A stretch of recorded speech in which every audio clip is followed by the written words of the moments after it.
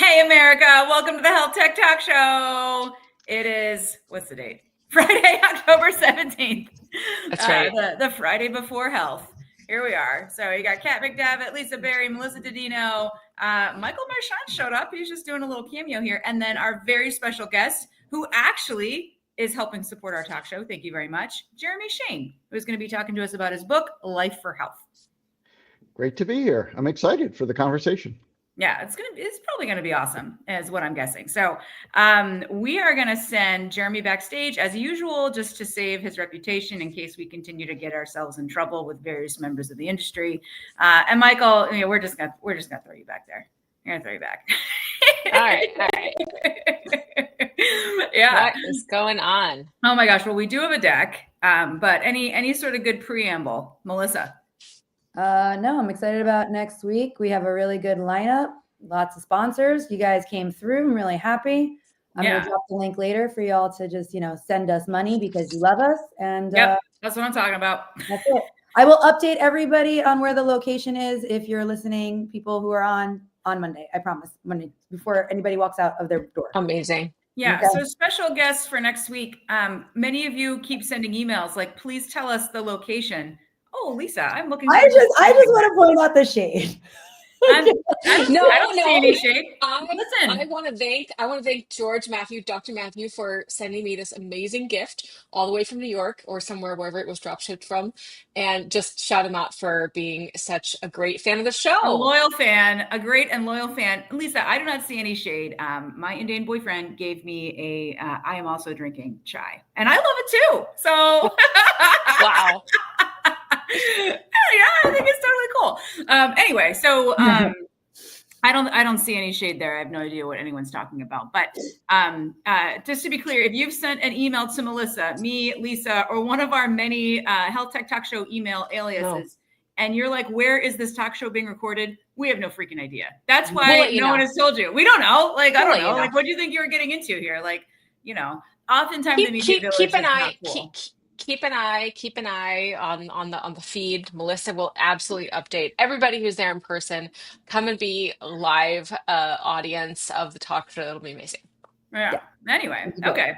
All right, Melissa, we're sending you back to wherever the backstage is. I don't know. Hardest working producer, community manager, fundraiser. Yeah. Melissa is the reason that we actually will be able to pay our bills without zipping into our own personal bank accounts this year. That's right. It's very exciting. She's basically the best. So also thank you to everyone who agreed to support us, including today's sponsor, Jeremy Shane, Life for Health. So, Lisa, what the heck happened? You didn't go anywhere this week. Oh, God. Well, I was sort of on vacation for the first part of the week, and then I came back and went straight to work, just like nonstop, 3 days in the office, full extreme. So I've just been working my butt off here at home, and it's been rainy and now sunny. It's like perfect fall right now. We're having, just like in our amazing graphic here, it is fall, and fall in the Bay Area is the best season, just to be clear. Yeah, I'm in Boston today, not Atlanta, but fall is definitely better in the north than it is in the south. That's right. That's right. So you guys, I don't know if anyone noticed, but the government's still shut down. What? So still shut down. Good. Yeah. It's not good. I did Google this morning if there was any chance of it reopening anytime soon. And general consensus from the internet is no. Yeah. Yeah, not great. But there's some other things that happened while the government has been shut down. I believe many, I think the CMS website, Melissa told me on a call this morning, still says it's because of the Democrats. Like there's a lot of that still going on. Again, as you previously noted, Lisa, I'm not sure anyone actually cares about the Hatch Act. So no, they don't. Hatch Act was already fake. Consider the only person who cared about was me when I worked for the government. And I was like really careful and like really afraid of making a mistake. And look where that got me. Yeah. Look, you just following the rules is a load of bullshit, Lisa, is all I gotta say. So anyway, there are some things that happened, like last Friday when we were on our show, we announced that there were rifts happening in the evening. Most of those were CDC. It was almost 1,800 CDC employees were terminated. However, by Sunday, half of them were told, sorry, you still have to come to work. And I have heard that several people are actually very upset because some of the offers appear to be quite generous, like 6 months severance, no going to work. Yeah. So some people were like, oh, hell yeah. Like, and then apparently it's not possible to say, could I still have the JK, offer? can I go back to that offer? Yeah, apparently that is not a thing that's allowed. So very unfortunate for all parties involved there. I don't know. I mean, I get if you like love your country and you believe in public health and like you want to like stick in it and you're excited about that. But also, man, I'd be getting pretty freaking tired of working at the CDC at this point. Well, I mean, also, like, I'm not feeling sorry for him necessarily, but that dude has a rough job. I would not want to be the HHS Deputy Assistant Secretary for Human Resources right now. What a mess. What a mess, dude. I mean, what do a you mess. do you think it's like one of those things, like, you ever had one of those jobs where like there's not even any point in keeping up? Like you're just like, what? Like just come at me every day. I'm gonna like, get what behind. The hell? Like, I don't even know what's gonna happen. Like I bet that's this Thomas Nagy Jr. or Nagy. I don't know, but I bet he's just like WTF. So guys, we just got a hot tip from a friend of the show, that ACA plan open enrollment prices are coming out on November 1st at the latest, which is going to basically show everybody in all the states like hugely inflated numbers, like massively higher numbers, and that is going to probably potentially push some movement. But like ideally the over under of the government shutdown continuing through November is pretty high because people won't really see like, oh, that's why we wanted subsidies. We have Yeah. something in here. So this is our hold slide for the fact that apparently everybody is saying we're already too late with the getting those premium subsidies in because people are already going in to renew their plans for next year, and then it's going to be a dumpster fire either way. Right. Well, a lot of states have required carriers to put two numbers out there, like one with subsidies get extended, one without, which is super chaotic. It's already like famously really difficult for people to understand how to do, ACA enrollment. And there's all these issues with like consultants and brokers and stuff like that have been really messy and obviously rightfully criticized in the past. So like it's a mess. I think that's what we can say pretty comfortably. It's a mess. I don't know. It does seem like that. Well, I guess they keep trying to pass bills like over and over and over every day. And I guess the 10th one has failed as of this morning or something like that.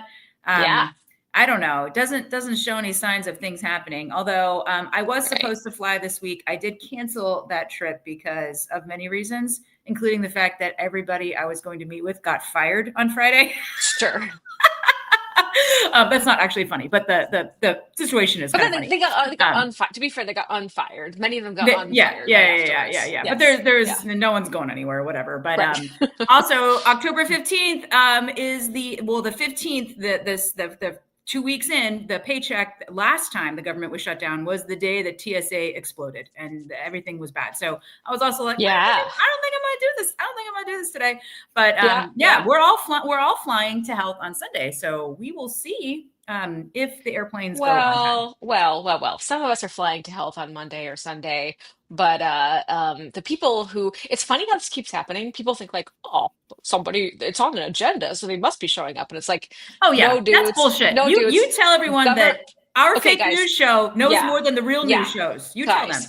If you are going to a big healthcare conference, let's say, or a conference where government people are supposed to be speaking, they're on the agenda. If the government is shut down, you can pretty much assume they're not going to be there, regardless of what the agenda says. So, like, just cool your jets. Like, it's very unlikely that government people are going to be at the conference. This has happened before in multiple years, and this is how it goes. And if you're planning your trip specifically to see someone in a high up government role speak at a health tech conference, they're not coming.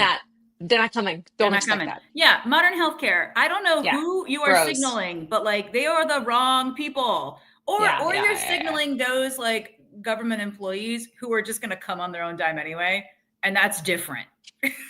We know a few of those people who are riding undercover at all times. I mean, they are not speaking on if you're like sending a signal, like just be like, yeah, I knew you were coming anyway. That's not the same as like top tier agency officials coming. So like, I don't know what the hell Correct. I don't know what you Correct. guys were doing, but I know what we were doing, and it was clearly the right thing. I don't know what to tell you. So Yeah. anyway, all right. What's more shutdown? Oh yeah. Other thing, I guess there have been many threats. There's lots of mudslinging on both sides, and it looks like for about 20 minutes, CMS said that they were not going to pay any doctors under Medicare. They weren't going to do any Medicare claims. Like you just weren't getting paid if you were a doctor treating a Medicare patient.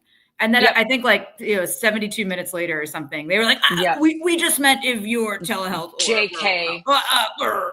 This actually, but to be clear, that's not totally true, because actually there's been a claims hold since October 1st. So they actually did have a claims hold. It didn't mean you couldn't bill Medicare and you reasonably had an expectation of being paid again. But literally, when Medicare fee-for-service providers were billing Medicare, the Medicare administrative contractors had a claims hold from CMS saying, don't pay any claims until we can figure out what's happening here. And they rightfully are, or they're saying here, like, hey, this is related because we had these big programs expiring that were supposed to be reauthorized, like telehealth or whatever. Yeah. But like it got maybe a little bit more attention than a little more negative attention than they wanted, or they maybe overestimated if people would be willing to kind of put up with that, because rightfully, like Medicare, you can't stop doing Medicare during the government shutdown. I'm sorry.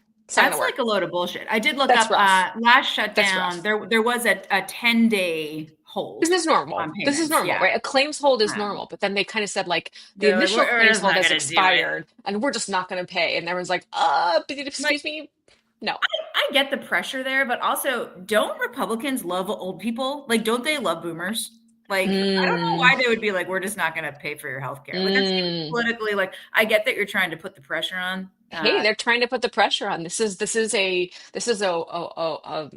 policy warfare that we haven't seen in this way. I mean, they're trying everything they possibly can try to push the line here. I get it. I understand what they're doing. I don't agree with it, but I understand what's happening. Yeah, that's pretty wild. But anyway, I guess that was a JK. So anyway, JK. In exciting news, California, the sovereign nation of California, that's right. That's right, baby. They are they're about, well, you tell the world, Lisa. They're selling cheap insulin. Yeah, we're doing bulk white label cheap insulin. It's going to be $11 a dose, which is pretty great. It's better than the $30 copay proposals and things that have been pretty much adopted across the country for certain types of insulin. This is important, right? When you need insulin, like you need insulin, it's not really an optional thing. You're going to die. So there's been a lot of interest in trying to bring down the price of things like this that people need to stay alive in some cases. I'm sure that our special guest for today will have things to say about metabolic disease generally, but currently when people need insulin, they need insulin, and we should not be price gouging them for it. And the basically sovereign nation of California has decided to white label this for everyone in California. Freaking awesome. So quick shout out to friend of the show and longtime anchor of the bar at Health and Hims, Wayne. What is up, everybody? This is Wayne. He's I don't know if he's a friend of the show, but he's a friend of us. And that's right. Wayne is now a multi-exit, hyper-successful CRO kind of guy. So we are delighted to have him watching our show. He may have already left. I don't know. That's right. That's right. Wayne's the best. Yeah. Scott asked, cheaper than Trump RX. That remains to be seen, Scott. We'll see. Well, we have a little bit more information on Trump RX in a hot minute here with that IVF stuff. I don't remember where it is in our deck, but we will find out. The last thing I also saw on LinkedIn, Lisa, Glenn Tolman's family office is somehow involved in the insulin program. I didn't know that. Yeah, I was trying to figure it out, but it looks like somehow there was an announcement from his family office. So, I mean, that's cool if he in some way is supporting that. That's right. Yeah, I mean, listen, somebody's making money. Just to be clear, the unit cost of this insulin is not $11. So it's all good. Yeah. One other little scooplet, I guess, that I have is around just the we'll talk about Trump RX in a minute as well. is that, in terms of like where policy stuff lives, in the White House and with HHS, that generally the president and some of his closest advisors they favor MFN, most favored nation pricing, basically saying like, hey, you're a pharmaceutical company, you just have to give us the best price in the world. And that's kind of like one of the, you give us the best price in the world. And that's basically one of the like levers that they're always kind of trying to like they go back to trying to pull the MFN lever to drive lower prices for things like Trump RX and other programs. So we'll Yeah. see how that plays out. We'll see how it plays out. We'll see. MFN. We'll see what happens. The MFN. Okay, Okay. You sent me that. Wayne is having an afternoon. Wayne is just he's like here in the talk show. He's not going to be at health, you guys. So we're gonna have to. We're getting real time updates on Wayne. Oh, hey, Wayne, you are getting like serious shout outs here. Like people know who you are. What? Oh my God. Bam. Wayne. Oh my God. When is Wayne coming on our show as a guest? I don't know, man. That would be like off the chain, I feel like. Oh my God. Okay. All right, Lisa, what happened with our new Medicare plan portal? It sounds like it was misleading and not correct. Listen. And that was sad. Well, I was also very confused. So basically, there's this overall arching project that we know about around provider directory that's been part of the CMS health tech ecosystem work. Unfortunately, as you all know, the government is shut down. They can't really do stuff right now publicly, so they can't talk about it.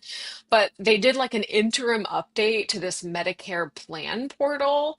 So this is for Medicare Advantage, and the reason why there's been so much focus on provider directory is that, as many people know who have ever had health insurance, like figuring out who's the network for your plan is like nearly impossible. You have to like do a spell, have to go like midnight, like whatever, sacrifice a chicken. I don't know what you have to do. You finding out who's in your network is like impossible. Yes, it's really hard. Yeah. And there was it seems like CMS had a contract with one health technology company to make updates to the Medicare plan portal, and it didn't work very well, slash it wasn't fully used or utilized by the Medicare Advantage plans. And when you read this is an article about it in the Washington Post. There was a lot of buck passing, like they did this, like they didn't do this. The problem is there was like conflicting and wrong information in this government website, which is bad. At the same time, like, I don't know. I mean, the government can't, I guess they can contractually force the Medicare Advantage plans to update their portals, but they didn't do it, or they didn't do it in time. So it's hard to say whose fault it is, but generally government should not be. That's right. CMS, and what a mess. What a mess is all I can say here. Like, what a mess. But it's generally considered bad for the government to provide incorrect information to Medicare beneficiaries, let's say, or to constituents or citizens or whatever else. So not great. Yeah, not great. Maybe this will get fixed at some point, TBD. Maybe. And exciting news. So I generally like Town Hall. This is Andy Slavitt's VC fund. And they've announced a new fund, $440 million for like underserved communities, like health equity, which no one says anymore. So good for these guys. Health equity, does it exist? It's unclear. Well, apparently it does in the minds and hearts of some. So good for these guys. We're here for you guys. They generally have cool portfolio companies too. So I'm into it. Are these guys, are they actually considered an impact fund, or is it like they're just making money? I don't think they're an impact fund. Another kind of great comment here. Oh my God. I do also think that Open Evidence has better provider level NPI information than CMS right now. Maybe someone from CMS will read this and contact Open Evidence. What's up? Listen, we do know an exceptional amount of federal employees, furloughed and not, are watching our show. Right. So. Yeah. What else are you doing on a Friday afternoon? Come on. I mean, what are you guys doing? I don't know. Also, you guys in particular. Yeah, I don't know. I will say, speaking of being late on a Friday, we are in a couple of weeks moving our show to 3 p.m. That's right. Eastern time, 12 p.m. Pacific. So just because, like, honestly, guys, the 4:30 time slot was just what Lisa and I had available, the first talk show we ever did. So, like, we just never changed it. We'll make a real announcement later. We'll do it. Okay, yeah. Lisa, more AI nurses.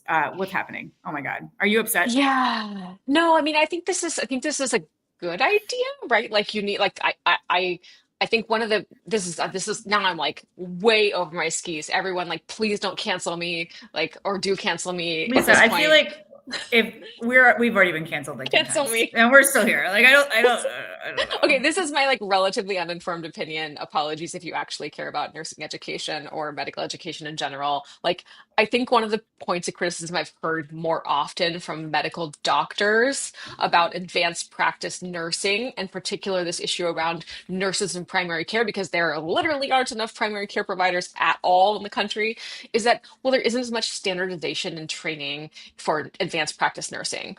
There aren't the same structured requirements that exist for a lot of medical education for MDs and DOs.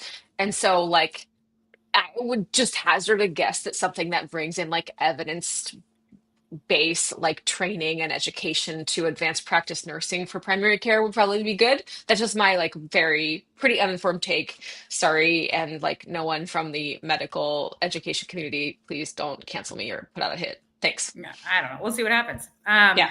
Yeah, Trump administration yesterday announced access to IVF drugs. So this was interesting for a couple reasons. The first of which is not that there are any sort of real pricing numbers out there. In fact, Trump said in his announcement yesterday. So basically, this is getting Merck is going to put these drugs on Trump RX, which is not totally alive yet. Very, very heavily reduced prices that you won't even believe. However, we cannot believe those prices yet because no one has actually published what those prices are. So, so that's interesting. The other interesting thing is.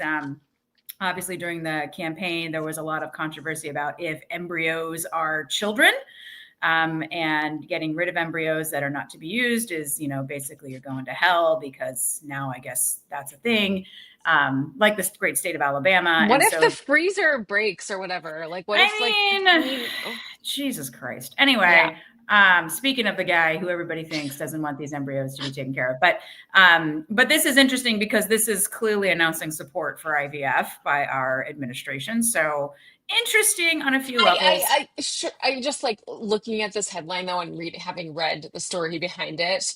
I mean, efforts to expand access to IVF drugs is not like everybody gets free IVF drugs. It's like it's again, we're going back to like, can we pressure the pharmaceutical manufacturers to lower prices? Right. Lower prices on drugs is only one aspect of the tremendous and like really like life-changing cost and burden of like going through fertility treatment. Just to be totally clear, like that is one little piece. This article that I was just reading through, I mean, it's somewhere in here. Like the average cost of one IVF cycle, the drugs are $5,000 typically. The average of the full cycle, everything involved, is up to $30,000.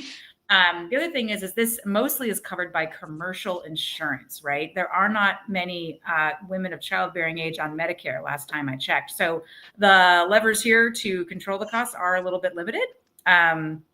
And this would all be DTC, right? This is like, guys, here's the real test for everyone who's interested in this. Are you in agreement with the administration, with the government to Scott, the administration of the government providing free access to IVF for women on Medicaid? If so, please respond in the comments. I mean, and, we'll take a poll. That would be one hell of an announcement. That would be one hell of a free. I mean, the government wants more babies. Most babies are born under Medicaid coverage in the whole United States of America. Huge chunk of babies. They're from moms who are on Medicaid, and the babies. Is it about half? I think it's about half. It's about half. Mm-hmm. Yeah. Yep. Some states, like I know New Mexico is 70%. It depends on the state, right? But overall, it's about half. And so, what I would say is, put your money where your mouth is. If you are pro this, you want more babies. You want babies? Are you in agreement with Medicaid covering IVF? Yes or no? Again, I'm clearly trying to get canceled today. It's my big goal. Like, I woke up without any inhibition. Mary Sarah's showing up with an actual logical thing to say here. I don't know. Damn it, Mary Sarah. Now you're getting real. Do that when we can talk about Trump RX. I don't know. Oh boy.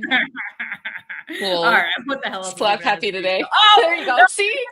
So I put this picture here because I forgot to talk about your skin testing because I wasn't there, so I forgot it even happened. Loyal fans, Lisa has been traveling nonstop for like 100 years, and she did not travel this year. And this was a great picture of her. I think you were moderating this panel with a bunch of people, including Ryan Howells, who does actually often have this hilarious face. He So, does. yeah. And I'm like a clown, clearly, and I was just laughing my face. I was moderating a panel with Ryan and with Jamie Bland and with David Kendrick and with Priyanka Agarwal from HealthX at the Civitas conference. This was the closing keynote, and there are lots of pictures of me just like snorting, laughing at ridiculous things everyone was saying. And here's a great example. This was There a you shout go. out to the photographer. Yeah, this was good. This is a lovely one. So Lisa did not come join me in Boston this week. She got us both tickets through Mario to the Stat Summit, and I guess she was like, "We're a And package then deal. didn't Give it to us show. both." And then she didn't go, and I did show up for the last half of the last day, where I ran into loyal fan and previous guest Andy Molnar, who is the former CEO of the Digital Therapeutics Alliance, who's been on our That's show right. at least once or twice. Yep. Which was like the best lunch hour ever. He's now, they merged with ATA, and now he's a part of ATA Action, which is super fun. There's Scott showing up again.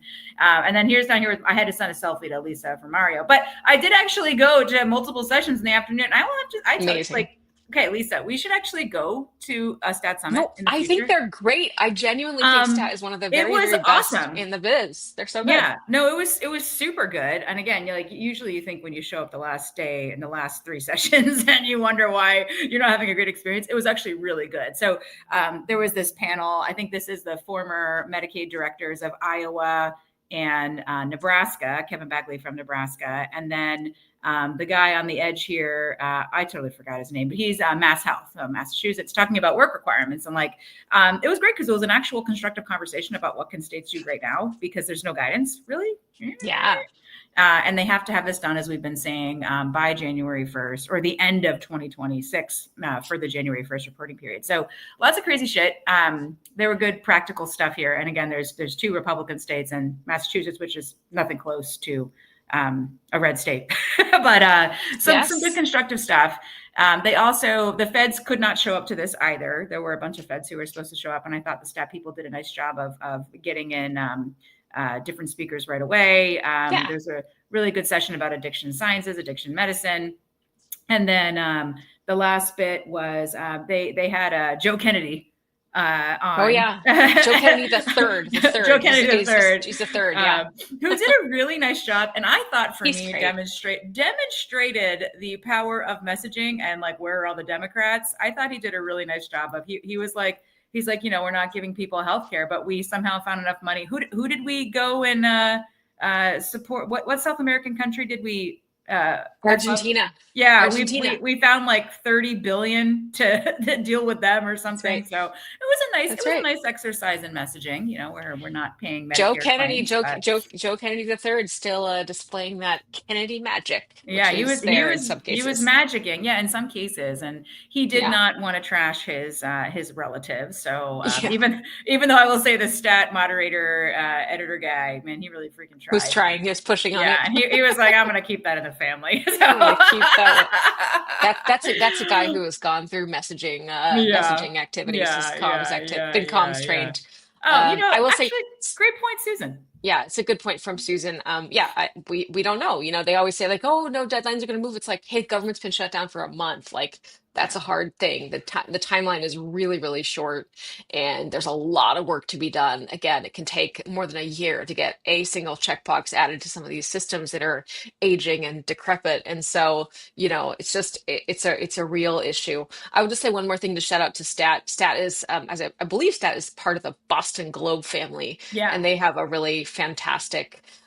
Just obviously journalistically, lots of experience. So it's a really interesting outlet and could do a really good job. They do a really fantastic job. I was just talking to someone about that today. They also said they have like a really fancy event at JPM. That obviously we gotta get invited to that. Obviously, we're going to that. Nice. I don't know. Okay. Great. Yeah, and I've been to their event at JPM before. It is really fancy. Wayne, I just want to say, I know you are just rolling in money. Like, I think you're drinking red wine right now, like in a bowl of money. Like, I feel like maybe you might want to sponsor your friends Kat, Lisa, and Melissa on the Health Tech Talk Show. I don't know. Nice. I don't know. That sounds good to me. Anyway, okay. So speaking of people sponsoring us, so Melissa hustled her buns off and got us a lot of sponsors to cover a bunch of our costs to come to health. So we're doing 4 shows.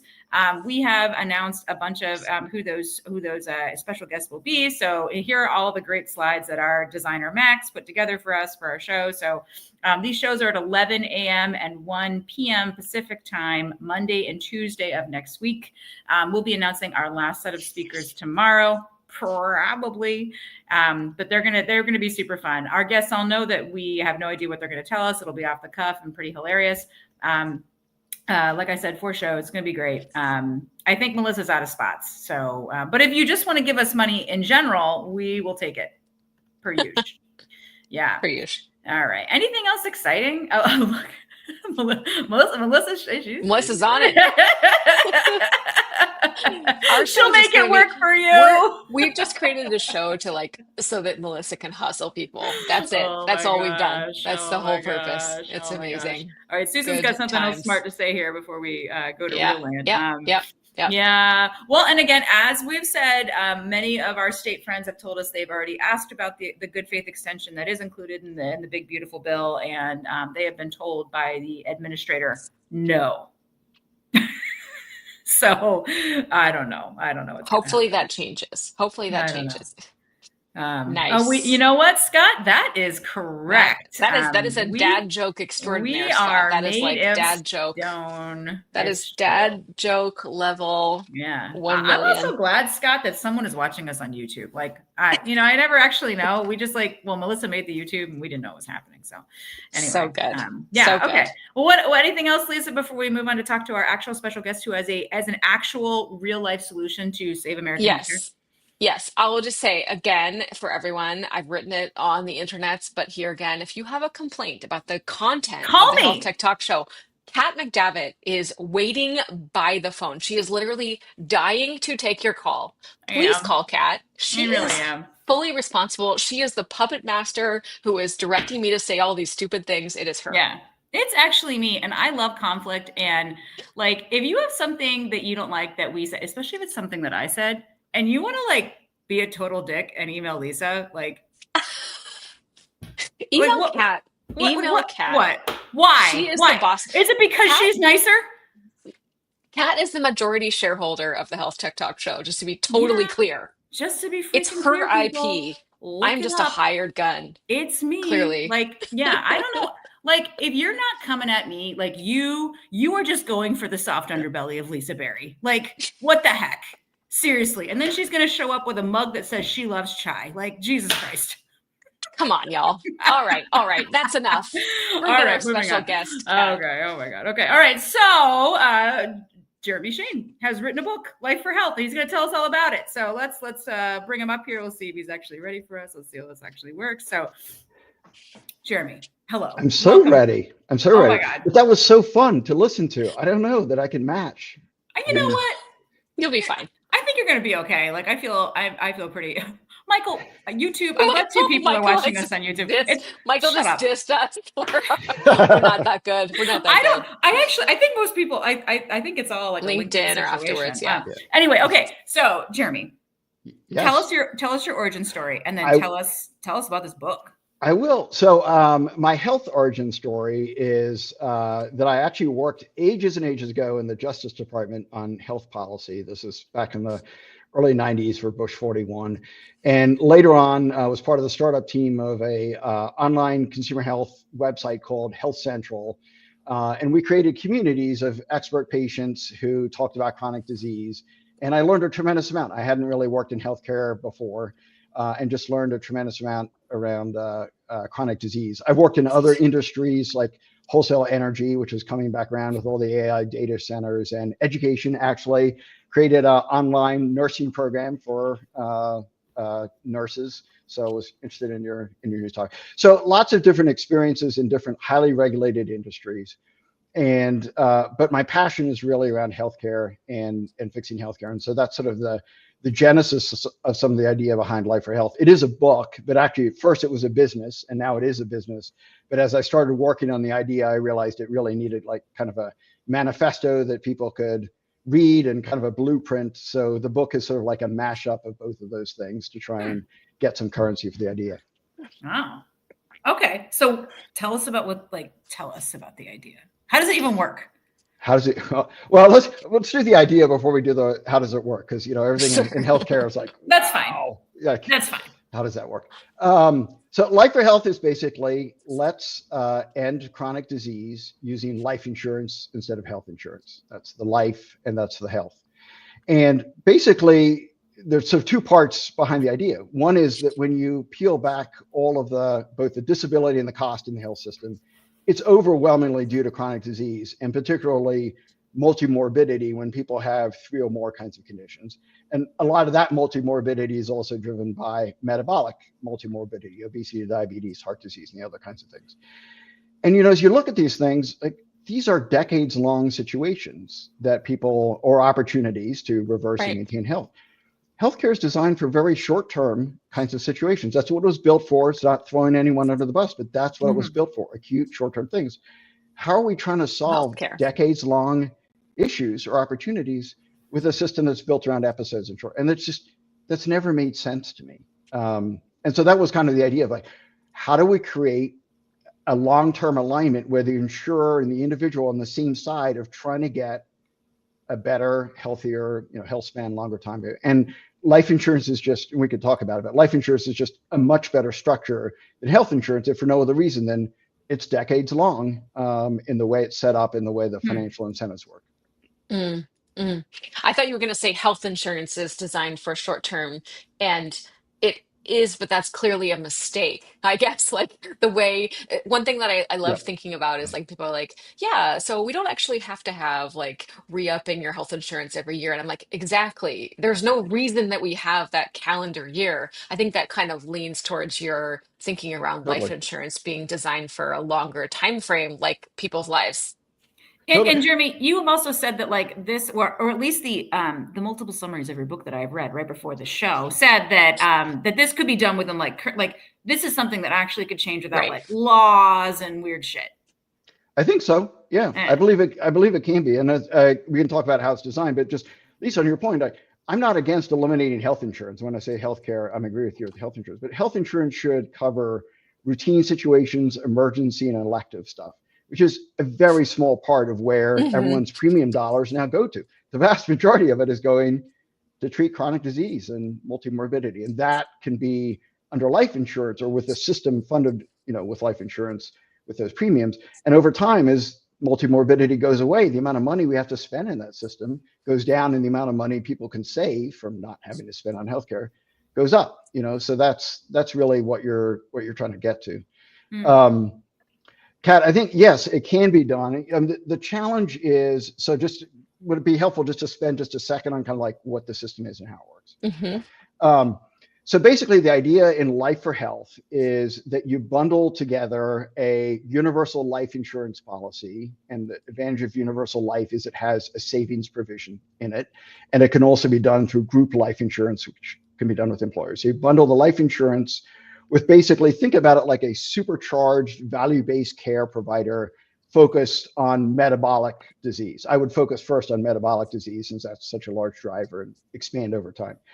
And so basically for somebody who's got metabolic disease, they have now a holistic provider who can help them reverse their disease and maintain a better health trajectory. And they have this life insurance policy, and based on their progress in achieving health outcomes goals, set with their clinician, not with the insurer, set with the clinician, they can earn money that goes into their life insurance policy and grows tax-free. It's like a nest egg. It's a retirement plan. And that money that's going into that health outcomes payment is because there are savings in, their achievement and their reduction of their current health, as well as, what's the long-term projection of the savings of their longer-term health. And so it's sort of like mixes and combines the right financial incentives with the right, truly value-based care structure that doesn't, to your point, doesn't end after 1 year cycles, right? There's no reason, all these value-based care providers that have great models and interventions and other kinds of things, like they're trapped inside the existing health insurance system in those 1 year cycles and the other kinds of things. And they can be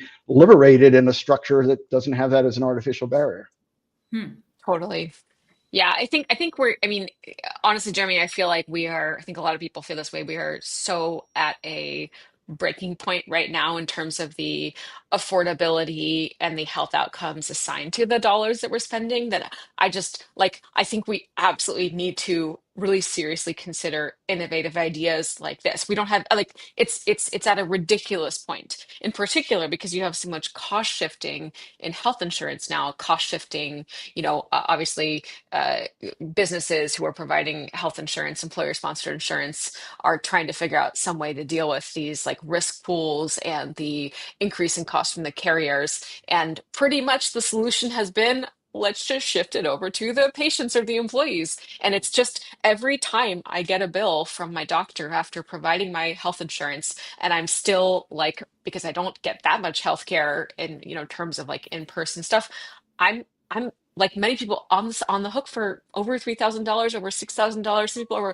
have deductibles over $10,000. That's Yep. ridiculous. And I'm not even Totally getting the ridiculous. benefits of consumerism because I can't negotiate because it's Yep. still under health insurance. And I do that because what if I have a terrible accident and I Right. want to have already gotten credit for paying my $10,000 before I have to go get massive life-changing surgery or whatever. And Yeah. so we're just in such a bad place with this for individuals, for families, for employers, for states, like not much good around affordability and access to care or dealing with long-term chronic care.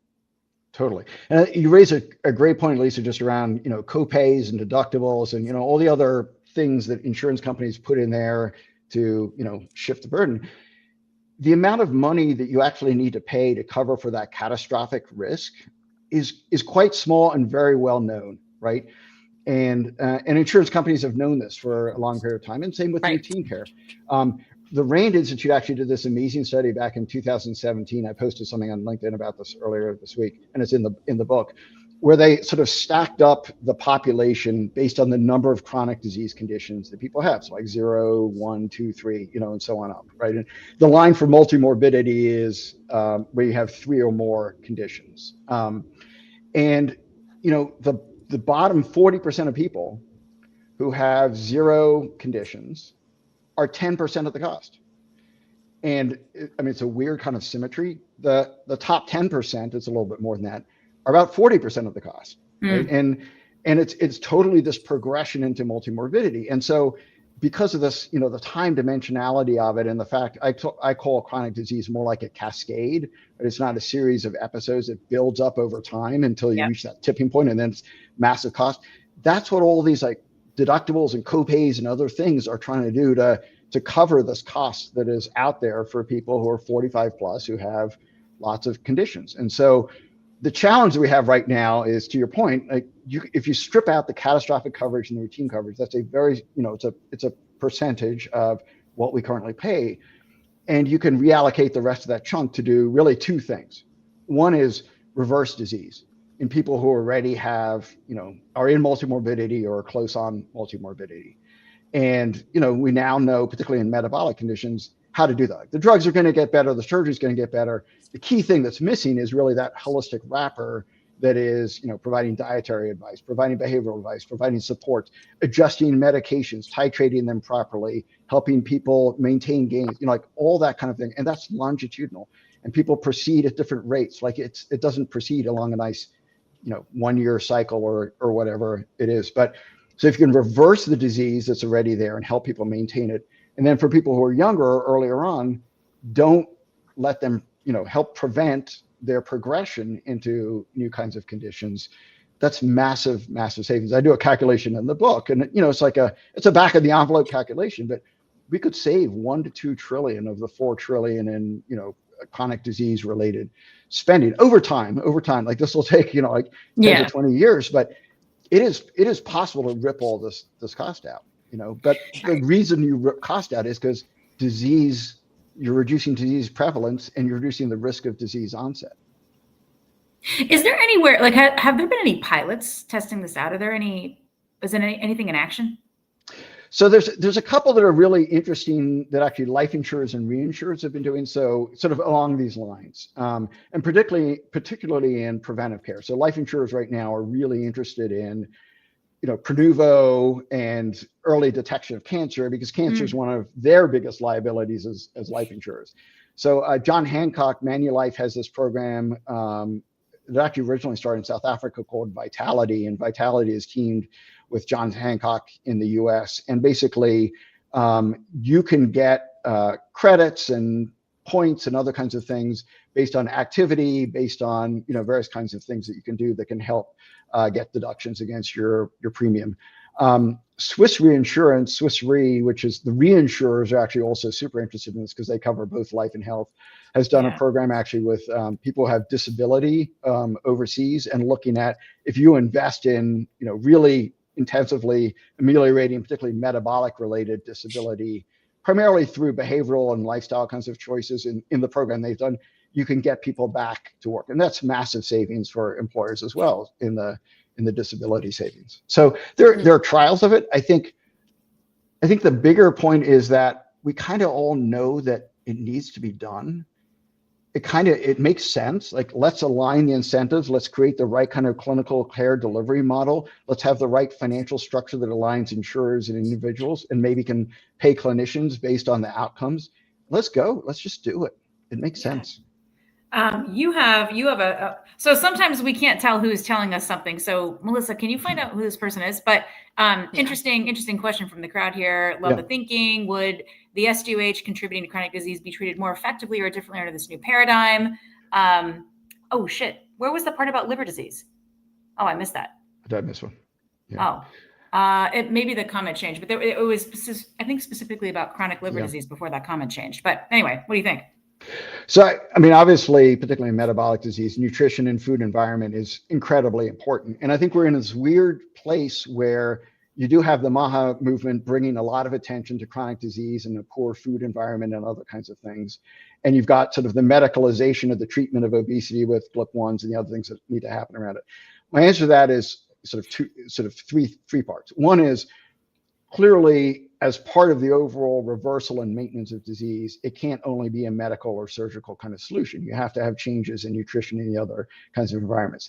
I think what's amazing about the GLP-1s, and I think the drugs and new drug classes will come, what's amazing about them is it really changes people's food desire, and like people talk about the constant food noise. It just goes away. And so I think the ability to change the demand for food is a significant part, and the ability to also see longitudinally over time how people's metabolic indicators and really risk of other diseases like cancer and dementia change as their food intake and nutrition changes. That is a data infrastructure that really can help put pressure on the food companies to basically use science to re-engineer the way either food is grown, reduce use of pesticides, change the ingredients, change the ability to not have as much ultra processed food or other kinds of things that are addictive by whatever means. And so I think the two actually can be synergized. Right now they're kind of at odds with each other. I think the final piece is also just because obviously a lot of metabolic multimorbidity risk is in populations at lower income or in Medicaid. Is I do want to have life or health in Medicaid as well. That would be a really big change because a lot of Medicaid beneficiaries don't have access to life insurance or really the ability to save and gain wealth. And so I think in my belief, it could be done, but it might require some statutory changes, or certainly governors who are like, look, we're going to go do this in states that have significant populations at risk. Well, right. I mean, upstream thinking is upstream thinking, right? So certainly you can't solve everyone's problem by solving their medical or healthcare problems. But certainly if your chronic conditions are better controlled or better managed, or you don't develop them at all, you have a better chance of being able to be successful in other parts of your life, or, not having some of the most negative effects of those things. It doesn't go on its own. We're not going to get there by not addressing SDOH issues across communities. But I do think if we have a more upstream thinking across government and policy and insurance and healthcare, that we will start to address some of these issues more in a more direct way. I mean,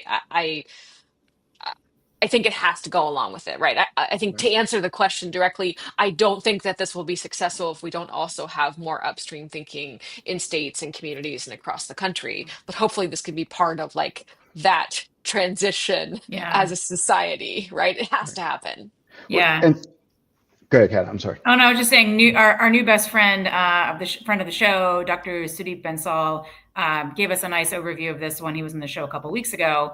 Just about like you can't put all this on doctors and patients. Like this should be like social infrastructure, which I think is meaningful. But yeah. What do you think? Yeah. But also, I mean, think about it. I mean, Life for Health isn't going to have 100% of the population in it, overnight. So you're also going to have this very long-term kind of observational trial that's going on of people who are in Life for Health, reversing their disease, different grocery patterns, different dietary, other kinds of patterns over time. And you're going to have that longitudinal data versus people who work in the same place, live in the same place, exposed to the same kind of food environment, same socioeconomic status.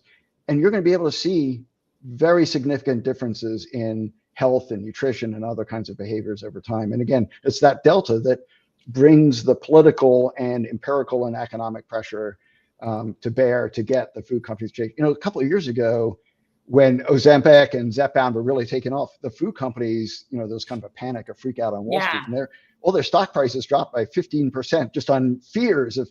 But it just goes to show that, again, people kind of know the current situation in the food environment is not healthy and not sustainable, but it requires science in both medicine and science in food, to really provide that momentum to change.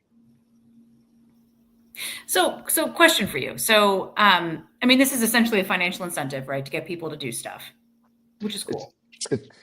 It's a financial, but I also think, like, Kat, I think most people who get GLP-1s and other kinds of things, and you talk to people who, are in these better sort of holistic metabolic medicine, people want to change their life. They want to change their situation. They want to change their future. And so the money helps, and I think the money is important, but I do think people want to change.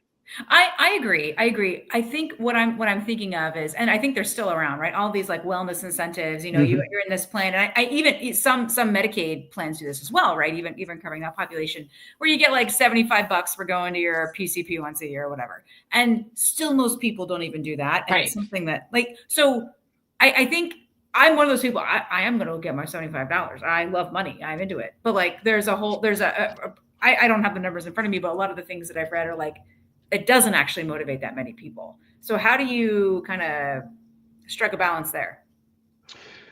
So I think a couple of things. I think the problem with sort of wellness incentives is they're open-ended, right? There's not either a clear outcome that you're gaining by going to your gym or to your PCP or whatever. Like it's incentivizing inputs rather than outcomes and outputs. And so a key part of the customer proposition when you start or you want to join Life for Health is, what do you want to do? Where do you want to be 1 year from now, 2 years from now, 5 years from now? And that's not like lose 20% of my weight. Some people might have that, but I think when you talk to people, what they talk about is, I want to be able to walk up a flight of stairs. I don't want to be exhausted, when I come home from work in the evening. And so it's seizing on those very practical kind of things, translating them into medical kinds of outcomes, and also creating basically the savings incentive that's not just around the coupon that you get now or the card, although those can be effective for very short-term kind of things. It's like when you go to retire, you're going to have a $50,000 nest egg if you're able to maintain your health over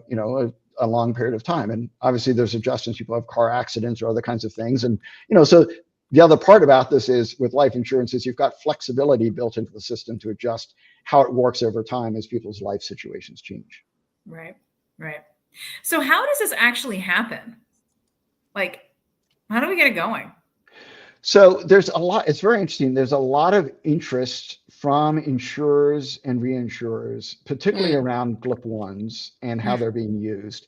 And actually, so that's one group. So you've got to get the life insurers or reinsurers sort of interested in it. And I think they have a lot of interest in metabolic disease and what are the opportunities or risks. And I was going to say that's a burning platform for you is metabolic disease and GLP-1s. And like that's I think what you need to make something super unique like this happen is some kind of truly burning platform. Right. And I think they're catalyzing. It was interesting, Lisa, actually what got me too interested in this like 10, 15 years ago was actually metabolic surgery, weight loss surgery. Because, bariatric. It works really, really well. It's not right for everybody. And I think actually down the road, what we're going to start to see is combinations of surgery and drugs, like to maintain or whatever. But so life insurers are part of it. And, that's interesting. I actually have a chart in my deck, whatever, that shows like the growth of health insurance premiums over the last 15 years and the growth of life insurance premiums. And basically that's because the health insurers are sucking up everybody's disposable income, both corporate and personal, and taking it into, health insurance. That's right. Sucking up my disposable income, having That's paid what I'm talking about. $700 for a PCP visit this month. So Shut thanks. up. Did you? For real, that's what it costs. Wow. $700. Correct. My best friends at One Medical use the billing structures and rates for UCSF, and that is that is the pre-insurance or whatever cost of post-insurance. Actually, there's $120 or so that's negotiated down allegedly from the rack rate. So yeah, that's what it costs. It's great. But Lisa, it's a shame that your plan didn't give you $75 for going to That's your $700. correct. That's correct.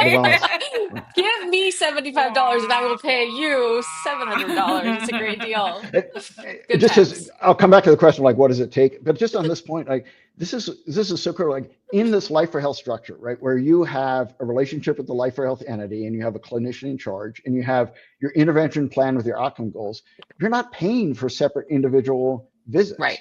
And the life for health entity will have bundled arrangements with all of the providers or for overall. And so it's about outcome. Like, you could go 3 times in a month if that's important, if you're starting on a new therapy, and not go for 6 months with the right kind of, remote monitoring. So I just, but it's a great example as well, Jeremy. I'll keep getting us off topic here for a second. that's good. I had a couple of appointments around the process of going on statins for really high cholesterol, which I should be on, right? And like, my insurer and anyone who cares about paying for my care in the future in any way, shape, or form should really want me to be on statins and then want me to have an appropriate follow-up with a primary care provider. The fact that I had to pay whatever $600 to $800 per visit for that is wild. Crazy. Yeah. Dr. Oz should put statins in your water, Lisa. That's what I keep saying.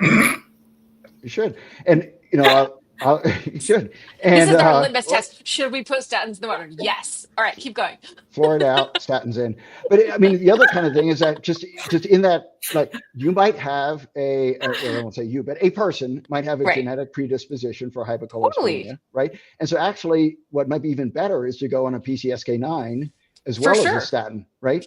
But they're not. You have to fight for testing for PSK. Totally. You have to fight for that testing right now. Even if it's the better thing, like, good luck getting that in your basic sort of PCP visit. Good luck.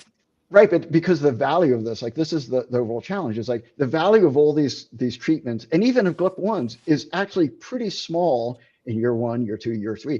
The value is all in year 30 or year 40, which is why also we can't ever quantify preventive measures in the value. You have to have a structure that accretes the value over time and shares that with people. So it's a no-brainer to do a PCSK9 and statin for the, people who are appropriate for it now, because the delta is massive, 10, 15 years now. Right. So insurers are Finish one group. And the other one, I think the fastest path to market right now are the self-insured employers. And, that's because it's their money. Like, they can shift the money if they want to, right? They can shift it from how much they're paying a TPA or to the health insurer and expand their group life insurance coverage, and then take a chunk of the money now spent on metabolic disease and send it to this Life for Health, essentially this VBC partner who's going to take care of the metabolic health of everybody on their plan who qualifies for it. And so getting the self-insured coverage. Now, they have a lot of concerns about, is this a reliable entity, or is there going to be great customer service? And I think actually you can show in all sorts of ways that the customer service is vastly better than what people are getting through a fragmented health insurance kind of system.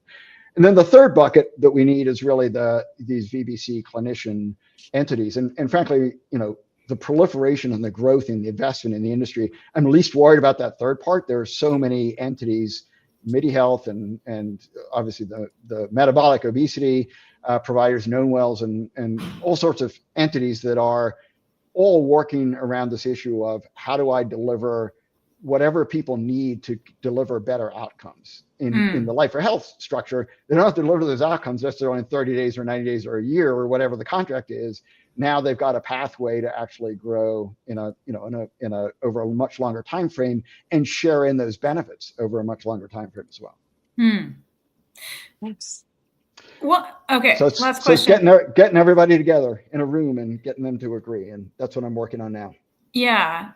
Well, we're delighted that we're a very small part of that here on the Health Tech Talk Show with our 2 YouTube current watchers. But listen, like we have many. It's massive on LinkedIn. Come on, Oh Cal. my God, We're gonna syndicate it everywhere. I know. We're almost at 3,000 followers, in case no one's noticed. Okay, but I just read about job lock on the internet this week. Would not using self-insured employers to deploy this, like, isn't that still limiting and like a job lock issue? Like, if people leave, they go something like it. I don't know, this whole employer thing. Yeah. So it's a great question. So 2 things about this. One is you hear a lot about people change jobs every 4 years. That's the average, and it's biased by age. For workers over 45, the average in private firms is the average is 7 years, and in public sector it's 14 years, which are both well within the ROI of any of these interventions to actually get savings. The second part, this is what's great about it being a universal life policy, which is universal life policies, when you leave an employer, you can actually convert it to an individual policy. And in addition, you can also use the savings to cover premiums if you're not able to cover the premiums. You can adjust like some of the benefits. So universal life has built into it some of those bridging mechanisms. Ideally, obviously, what I'd like to do is get, all the self-insured employers through, various kinds of alliance or whatever, or a large portion of them to agree to this kind of thing and kind of lock arms and do it. So you've got portability. But I think in this demographic of 45 plus, in particular, as you're getting closer and closer to Medicare, portability, job switching is less of a kind of issue. But to the degree that it is, universal life policies combined with this life or health benefit offering has much more portability than traditional health insurance. Yeah. Right on. Well, we got to get you in front of the healthcare purchaser alliances. I'm sure that's on your list, but it sounds like that's a good path to move this forward. Yeah. I think they're just looking for an option, right? They're looking at people walking in again with 15%, 20% insurance premium hikes year over year. That's crazy. Yeah, that's a little bullshit. Totally. Well, Jeremy, we are out of time, and our loyal fans need to go have Friday night fun. What would you like to leave everybody with? Take a look at the website, which is www.lifeforhealth.com. You can also order the book off of Amazon, and just connect with me. Email me at jeremy.shane@lifeforhealth.com, and I'd love to talk more, connect with anybody, and get your feedback, advice, criticisms. Awesome. Well, thank you, Jeremy. Thank you, everybody, for checking us out. Love the commenters this Friday. You guys were the best. And thank you so much, Jeremy. Thanks, everyone. Love the show. Thank you. Bye. See you soon at Health.